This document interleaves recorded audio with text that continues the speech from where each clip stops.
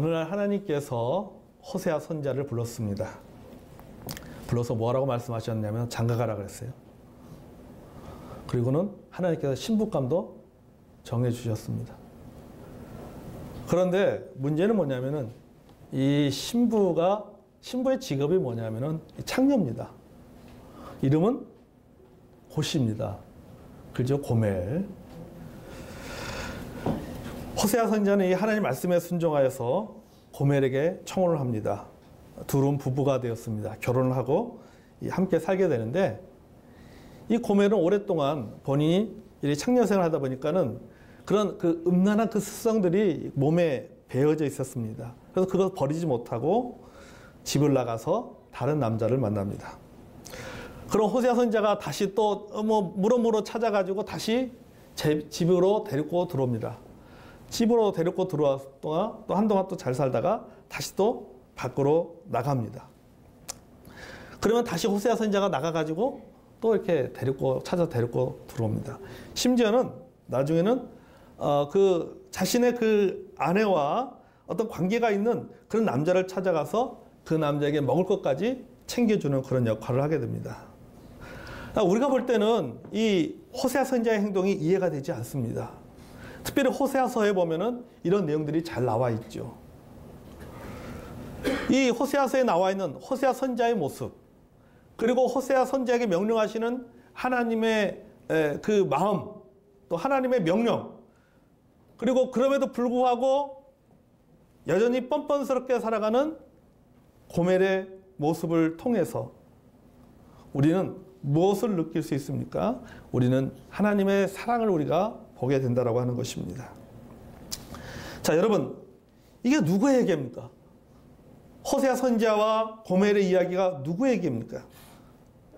끊임없이 배신하고 아쉬우면 돌아서는 이스라엘 백성들, 그럼에도 불구하고 끝까지 포기하지 않으시고 끝까지 사랑하시는 하나님의 사랑의 이야기입니다. 그래서 저는 호세아서를 볼 때마다 저는 하나님 앞에 이런 질문을 하고 싶습니다. 하나님, 당신은 속도 없습니까? 하나님, 당신은 배알도 없습니까? 오늘 본문도 마찬가지예요. 오늘 본문도 보면은 화장실 들어갈 때 나오고 들어갈 때 나올 때 다른 것을 보게 됩니다. 아쉬우면 하나님 찾고 배부르고 등 따뜻하면 하나님을 버리는 이스라엘 백성들을 포기하지 않고, 아니 어쩌면은 이 본문의 말씀을 보면 알겠지만 여러분들, 이 하나님이 이스라엘 백성들에게 속을 줄 알고 그들이 또다시 배신할 줄 알고 있음에도 불구하고 찾아오면 받아주고 부르짖으면 응답하시는 하나님의 신실하신 사랑의 이야기가 오늘 본문의 내용인 것입니다. 저는 오늘 본문을 보면서요, 오늘 본문의 내용 중에 마음에 가장 다가오는 단어가 있었어요. 그 본문의 말씀을 쭉 읽으면서 묵상하면서 제 눈에 확 들어온 단어가 있었는데 그것은 바로 뭐냐면 오히려라고 하는 단어예요. 오히려. 여러분, 우리 사전에 보면요, 오히려라고 하는 단어를 찾아보면 이렇게 정의합니다. 일반적인 기준이나 예상, 짐작, 기대와는 전혀 반대되거나 다르게 나타나는 반응.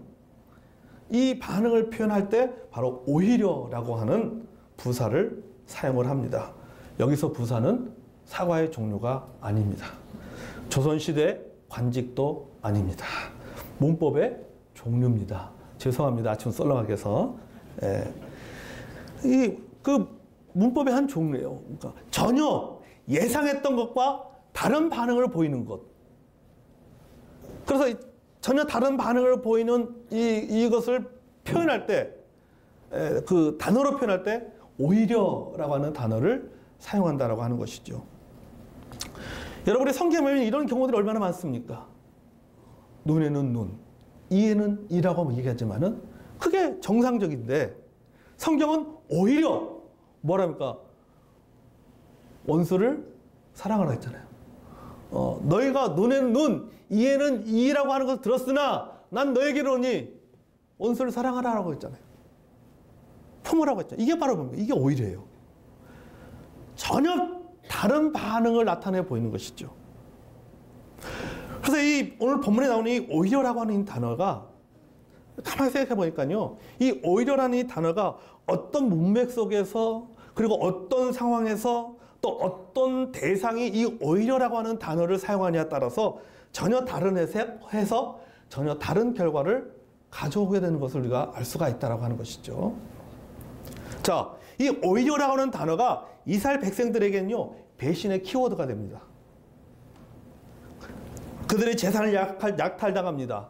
이방 민족들에게 고난을 당합니다. 그러니까 하나님 앞에 도와달라고 구하잖아요. 하나님 도와주십시오. 하나님 살려주십시오. 하나님께서 이스라엘 백성들의 그런 그 간구를 들으셨습니다. 누구를 보냅니까? 사사를 보내서 문제를 해결해 줍니다. 자, 그러면 하나님께서 도와주셨어요. 하나님께서 문제를 해결해 주셨어요. 그러면 그들의 태도가 어떻게 됩니까? 그들의 당연한 반응이 무엇이에요? 하나님 앞에 감사해야 됩니다. 앞으로 잘 살겠습니다. 이렇게 해야 되는 거예요. 하나님 말씀에 순종하겠습니다. 하나님의 뜻대로 살겠습니다. 그렇게 말해야 되는 겁니다. 또 그렇게 살아야 됩니다. 그런데 오히려 하나님을 버리고 또다시 우상 숭배에 빠져버리는 것을 보게 됩니다. 여기 보세요. 하나님께서 도와주셨는데 그 반응이 뭡니까? 오히려 뭐 했다고요? 다른 신들을 따라가 음행하며. 그러니까 이스라엘 백성들에게 오히려라고 하는 이 단어는요, 배신의 아이콘이에요. 배신의 아이콘이 된 단어입니다. 앞에 이렇게 떨어졌습니다. 너무 세게 했나 봐요, 제가. 예. 여러분, 이 성경에 보면요, 이들의 그 뻔뻔한 행동에 대해서 음행이라는 단어로 표현하고 있잖아요. 음행. 예, 여러분, 음행이라는 단어는 뭡니까? 부부간에 사용되어지는 단어죠. 우리가 역사를 한번 거슬러 올라가서 출애굽기까지 한번 올라가 보겠습니다. 이스라엘 백성들이 시내산에서 하나님과 언약을 맺습니다. 학자들은 이 시내산의 언약을 뭐라고 표현하냐면 결혼식이다 이렇게 표현합니다. 하나님과 결혼했다. 하나님과 결혼식을 가진 것이다. 그들은 시내산에서 하나님과 결혼 서약을 한 것입니다. 부부로 살기로 했습니다. 이 결혼을 현대식으로 표현하면은 이날의 시내산 언약에서의 하나님과의 이 결혼, 시내산에서 하나님과 언약을 맺은 것, 이것을 현대식으로 표현하면 저 이렇게 표현하고 싶어요. 신데렐라 결혼식이다. 신데렐라 결혼식이다. 억만장자와 가난한 여자가 결혼을 한 것과 똑같습니다. 드라마로 표현하면요, 그룹의 후계자인 본부장과 그 회사의 말단의 계약직 여직원과 결혼한 것과 똑같은 거예요. 자, 그러면 조건 없이 결혼했잖아요. 가난한 신부는요, 이 억만장자 남편만 보고 살면 됩니다. 먹고 살 걱정할 필요 없어요. 필요한 거 모든 거 다 알아서 채워줍니다. 다 들어줍니다. 그런데 문제는 뭐냐면은 시간이 지나자 이 여자가 다른 남자에게 마음을 준 것입니다. 그것도 한 번이 아니라 틈만 나면은 사고를 치는 거예요. 하나님에 대한 이스라엘 백성들의 태도가 이와 같다라고 하는 거죠. 하나님께서 신부인 이스라엘 백성들에게 하나님께서 카드를 주셨어요. 근데 한도가 없어. 일단 카드를 줬는데 이 카드를 가지고 집 나가서 자신의 탐욕과 자신의 욕심을 채우는 일에 사용을 합니다. 그러다가 카드가 막히니까는 다시 집으로 돌아와서는 사랑합니다. 잘할게요. 그러니 카드 좀 풀어주세요. 그러니까 하나 또 풀어주는 거예요. 풀어주니까는 또다시 그 카드 가지고 뭐 하는 거예요? 헛된 짓 하고 돌아다니는 거죠. 자, 이런 이스라엘의 태도를 잘 표현하는 몇 가지 단어가 본문 속에 있어요.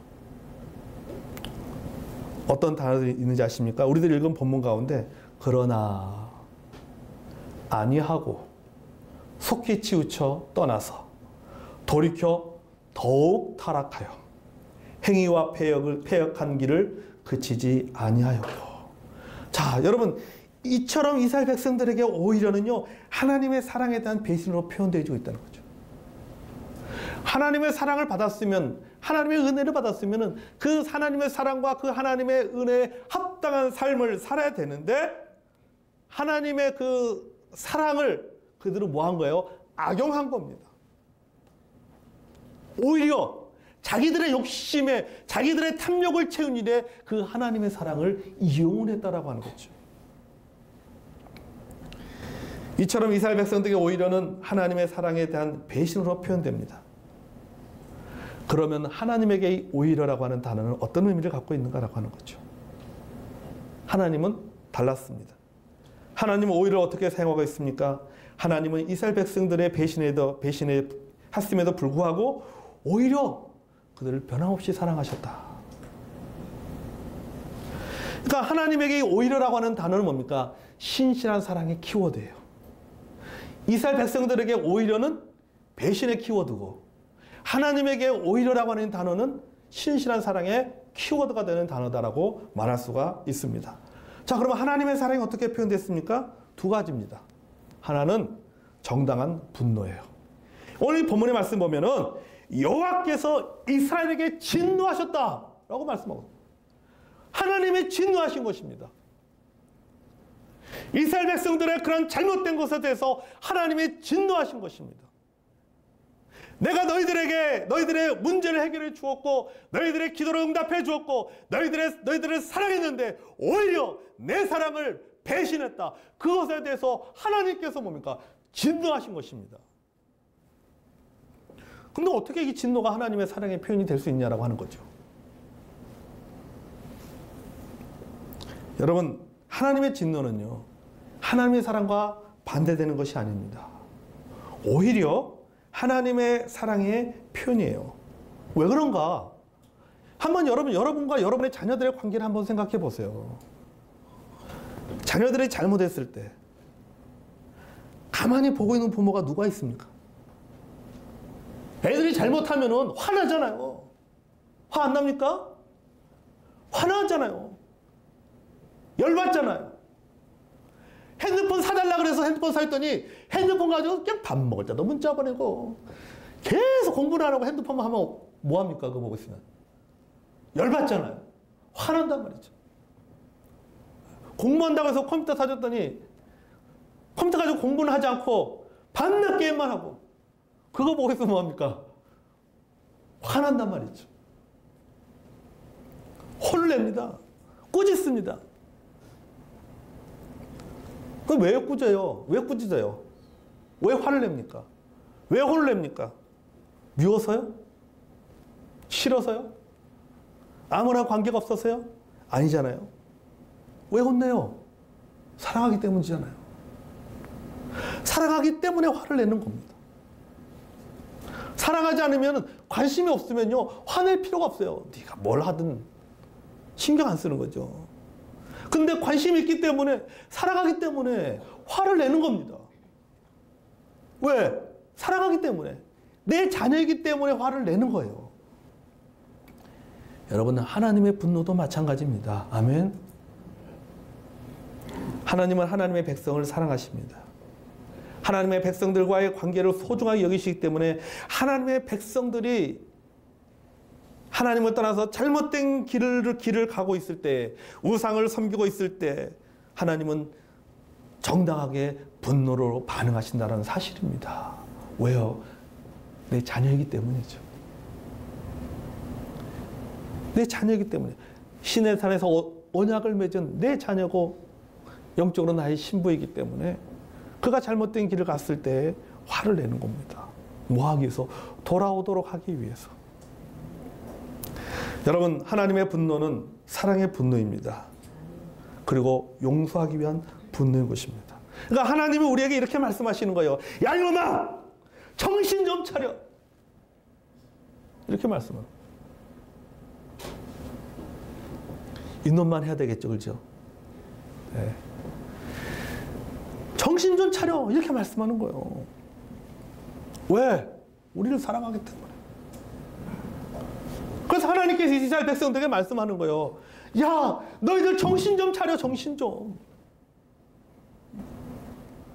언제까지 그렇게 살 거야?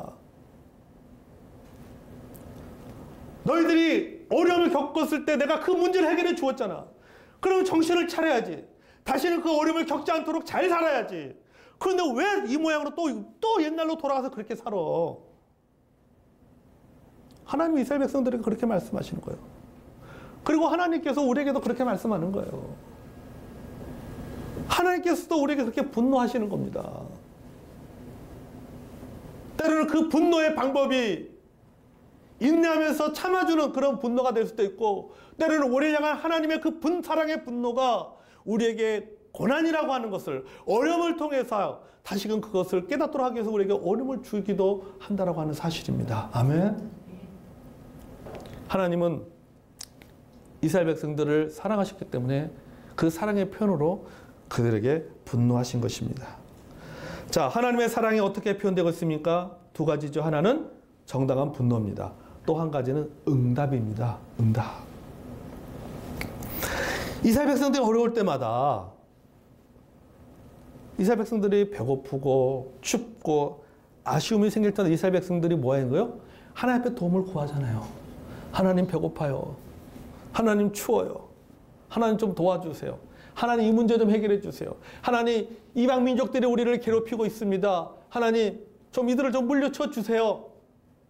우리들이 시큰 고생해서 우리들이 수확을 했는데 그 수확물을 다 약탈당하고 있습니다. 하나님 좀 해결해 주세요. 도와주세요. 막아주세요. 하나님 앞에 도움을 구합니다. 자, 부모의 입장에서요, 아이가요, 손 들고 서 있으면서 끙끙거리면요, 어떤 생각이 드십니까? 아휴, 그냥 손 내리라 그럴까? 안쓰럽잖아요. 너 한번 당해봐. 이런 부모 별로 없습니다. 안쓰럽단 말이죠. 걔가 벌을 받아야 되는 것은 맞는데, 어려움을 겪어야 되는, 제대로 좀 깨닫기 위해서 어려움을 겪어야 되는 것은 아는데, 부모 입장에서는 그걸 보면서 안쓰러운 마음이 드는 거죠. 아이가 끙끙거리는 거 보면, 신음소리 들으면 안타까운 거죠.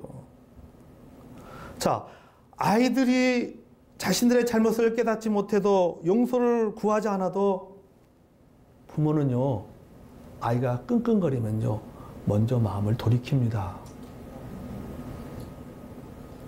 마음을 돌이켜요. 손 내리라고 말합니다. 이게 부모의 마음이고 이게 하나님의 마음입니다. 아멘. 이게 하나님의 사랑이에요. 하나님의 구원은요, 회개의 대가가 아니에요. 하나님의 전적인 은혜이고, 이것이 바로 하나님의 전적인 은혜이고 복음인 것입니다. 그들이 슬피 부르짖으니까 아이고 힘들어 죽겠다. 그들이 끙끙거리니까 하나님께서 뭐라고 말씀하고 계십니까? 하나님께서 여호와께서 뜻을 돌이키셨다, 이렇게 표현하고 있어요. 이스라엘 백성들이 손들고 끙끙거리니까 하나님께서 마음을 뭐 한 거예요? 바꾼 겁니다. 마음을 바꾸신 거예요. 그들이 회개해서 마음을 바꿨습니까? 아니란 일이죠. 하도 끙끙거리니까, 하도 힘들어하니까 마음을 바꾸신 거예요. 여러분, 오늘 성경에 보니까요, 우리말 성경에 보니까 여호와께서 뜻을 돌이키셨다라고 표현하고 있습니다. 여러분, 뜻을 돌이켜야 될 대상이 누구예요? 하나님이 아니라 이스라엘 백성입니다. 그렇죠? 회개해야 될 대상이 하나님이 아니라 누구예요? 이스라엘 백성들이 해결을 해야 되는 거예요. 여러분, 하나님이 회개하시는 분이십니까? 하나님은 회개하지 않는 분이십니다. 하나님은 죄가 없는 분입니다. 죄가 없는 분이 어떻게 해결을 하겠습니까? 그런데 성경은 뭐라고 표현하고 있느냐? 여호와께서 뜻을 돌이키셨다. 마치 하나님의 한 행동이 마치 인간들이 회개를 한 행동에 가깝게 표현을 하고 있다라고 하는 것이죠. 진정으로 회개해야 될 이스라엘 백성들은 회개하지 않고 오히려 하나님께서 인간들이 회개할 때 보였던 그 반응을, 하나님은 오히려 그 반응을 보이시는 거예요. 마치 사람들이, 이스라엘 백성들이 회개하는 것처럼 하나님께서 뜻을 돌이키신 겁니다. 하나님의 회개가 이스라엘의 구원을 가져왔어요. 그리고 우리에게도 구원이 임하게 된 것입니다. 아멘. 여러분, 이게 하나님의 은혜고, 이게 사랑이고, 이게 복음이에요. 여러분, 그렇지 않습니까? 여러분, 우리가 하나님께 회개한다고 생각하십니까? 엄밀하게 따지면 회개가 뭐예요? 헬라어로는 메타노예요. 영어로 리턴입니다. 돌아서는 게 회개입니다. 돌아섰으면 돌아가지 말아야지. 그러잖아요. 회개에 합당한 열매를 맺으라고 얘기하잖아요. 그러면 돌아섰잖아요. 회개는 돌이키려는 거였습니다. 돌이켰으면 다시 돌이키지 말아야죠. 우리 회개는 뭡니까? 180도 회개예요. 360도 회개예요. 360도 회개. 원위치 회개, 원위치 회개. 여러분, 가만히 우리가 한번, 저는 이 말씀을 보면서 가만히 내 자신도 돌아봤어요. 생각해봐요. 여러분, 회개하는 내용, 회개한 내용 또 회개하잖아요. 하나님, 제가 이렇게 안 살겠습니다라고 얘기하면서 또 살잖아요. 내가 이런 말 하지 않겠습니다 하면서 또 그런 말 하잖아요. 내가 이런 마음 안 먹겠습니다 하면서 또 그런 마음 또 먹잖아요. 했던 얘기 또 하고, 잘못했던 거 또 다시 잘못하고, 똑같은 것을 반복합니다. 똑같은 내용 가지고 회개합니다. 똑같은 내용 가지고. 내가 뭐가 문제인지 뭐가 잘못인지 잘 알고 있음에도 불구하고 이거 가지고 하나님 앞에 도움을 구하고 용서를 구함에도 불구하고 또다시 똑같이 우리가 살아가고 있어요. 똑같이. 그래서 저는요, 어쩌면 우리의 회개의 내용은요, 우리 회개는요, 우리의 부르짖음은요, 히브리어의 느아카요. 그냥 힘들어서 나오는 시름소리예요. 힘들어서 나오는 시름소리. 아이고. 그 순간의 어려움에 대한 반응이에요. 내가 지금 어려우니까 하나님 잘못했습니다. 하나님 용서해 주세요. 뭐 하겠어요? 그 순간을 벗어나기 위해서. 그 문제, 지금 그 문제를 해결하기 위해서 임시방편으로 내가 하느님 앞에 느아카 부르짖는 겁니다. 하나님 앞에 한숨 소리 내는 겁니다. 제가 좀 극단적으로 이렇게 표현하고 싶어요. 그냥 아무 생각 없이 자연스럽게 하는 고통 소리예요. 그러니까 이스라엘 백성들의 슬프짖는다라고 하는 이 느아카라고 하는 단어도, 느아카는 단어가 그들만의 쓰는 단어가 아니라 이게 우리들의 단어예요. 우리들의 단어. 여러분, 우리 회개를 한번 생각해 보세요. 우리가 마음을 찢고 회개합니까? 통회하는 회개를 합니까? 통곡하는 회개를 합니까? 아니잖아요. 그럼에도 불구하고 하나님은 우리의 신음소리에 응답하십니다. 아멘. 여러분, 하나님의 선의를, 하나님의 사랑을 오히려 악용하고, 필요할 때만 사랑하고 필요할 때만 순종하는 우리들을 포기하지 않고 오히려 사랑하고 품으시고, 우리들의 회개의 소리가 아니라 우리들의 그 신음소리에 응답하시고 해결해 주시는 하나님의 놀라운 사랑, 놀라운 은혜의 이야기, 그게 오늘 본문의 이야기고, 그것이 바로 사사기의 이야기인 것입니다. 그래서 여러분, 우리는 하나님의 은혜로 살아가는 겁니다. 아멘. 하나님의 은혜 때문에 하나님께서 우리의 기도를 들어주시는 겁니다. 우리가 회개를 잘해서, 우리가 잘못을 잘 뉘우쳐서, 천만의 말씀이요, 잘못을 잘 뉘우쳤으면 다시는 그 잘못을 하지 말아야죠. 또 하잖아요. 하나님의 은혜가, 하나님의 은혜로 인해서 우리의 죄가 용서받는 겁니다. 아멘. 하나님의 은혜로 인해서 우리의 반복되는 잘못들이 용서받는 겁니다. 하나님이 몰라서 속는 것이 아니라 하나님이 알고도 속는 겁니다. 알고도 들어주시는 겁니다. 왜? 우리를 사랑하시기 때문입니다. 아멘. 여러분, 이런 하나님의 놀라운 사랑을 이 아침에 찬양하는 저 여러분이 되기 원합니다.